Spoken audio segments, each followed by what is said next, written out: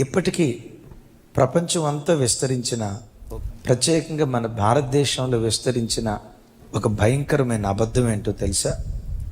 యేసుక్రీస్తు అని అనటంతో అనే మాట, ఆయన అమెరికా దేవుడండే, తెల్లోళ్ళ దేవుడండే, మనకు దేవుళ్ళు తక్కువయ్యా, తెల్లోళ్ళ దేవుడిని దిగుమతి చేసుకుంది. యేసు ప్రభు అంటే ఎవరో తెలియని ఒక చిన్న పిల్లోడిని అడిగిన, చెప్పండి, యేసు ప్రభు అంటంతో ఎవరంటారు? ఆయన తెల్లోళ్ళ దేవుడండి, అమెరికా దేవుడండి. మిమ్మల్ని అడుగుతా, ఈ బైబిల్లో ఎక్కడైనా యేసు ప్రభు తెల్లోళ్ళ దేవుడు అని ఎక్కడైనా రాసిందా? అమెరికా దేవుడు అని ఎక్కడైనా రాసిందా? బ్రిటిష్ వాళ్ళ దేవుడు అని ఎక్కడైనా రాసిందా? కానీ మన భారతీయులు దేని నమ్ముతున్నారు? నిజమే, నిజం చెప్పులు దొడుక్కునే లోపు అబద్ధం ప్రపంచం అంతా తిరుగుతుంది. కాదురా నాయన, యేసు ప్రభువే గనక తెల్లోళ్ళ దేవుడు అయి ఉంటే, యేసు ప్రభువే గనక అమెరికా దేవుడు అయి ఉంటే మేమెందుకు నమ్ముకుంటాం? ఆ తెల్లోళ్ళ దేవుడు మనకెందుకు? ఫారెన్ దేవుడు మనకెందుకు? మరి యేసు ప్రభుని మీరు ఎందుకు నమ్ముకున్నారయ్యా? సృష్టి అంతటికి ఒక్కడే దేవుడు ఉన్నాడు. యేసుక్రీస్తుని గురించి వాక్యం అంటుంది, యేసుక్రీస్తు అందరికీ ప్రభు అయి ఉన్నాడు. ఎందరికీ?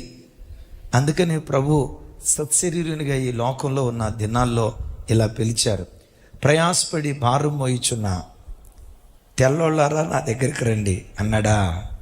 అమెరికా వాళ్ళారా నా దగ్గరికి రండి అని అన్నాడా? నల్లోళ్ళారా నా దగ్గరికి రావద్దు అని అన్నాడా? ఏమన్నారు? ప్రయాసపడి భారం మోయిచున్న సమస్త జనులారా నా యొద్దకు రండి, నేను మీకు విశ్రాంతిని కలుగు చేస్తా. ఏది నిజం? యేసుక్రీస్తు సమస్త జాతుల ప్రజలకు దేవుడు, ఇది నిజం. సమస్త మానవాళి కొరకు తన ప్రశస్త రక్తాన్ని చిందించాడు, ఇది నిజం. సృష్టి అంతటికి ఒక్కడే దేవుడున్నాడు, ఒక్కడే దేవుడున్నాడు. ఒక్కడే సూర్యుడు ఉన్నట్లు, ఒక్కడే చంద్రుడు ఉన్నట్లు, ఒక్కటే భూమి ఉన్నట్లు, సర్వ సృష్టిని సృష్టించిన దేవుడు ఒక్క దేవుడే ఉన్నాడు. ఆ ఒక్క దేవుడే యేసుక్రీస్తు ప్రభువారు, ఇది నిజం. కానీ ఎంత చెప్పినా కొంతమంది లేదు లేదు, మా గ్రామానికి ఒక దేవుడు ఉన్నాడండి, మా పట్టణానికి ఒక దేవుడు ఉన్నాడండి, మా దేశానికి ఒక దేవుడు ఉన్నాడండి అని ప్రజలు అబద్ధాన్ని నిజమని నమ్ముతారు.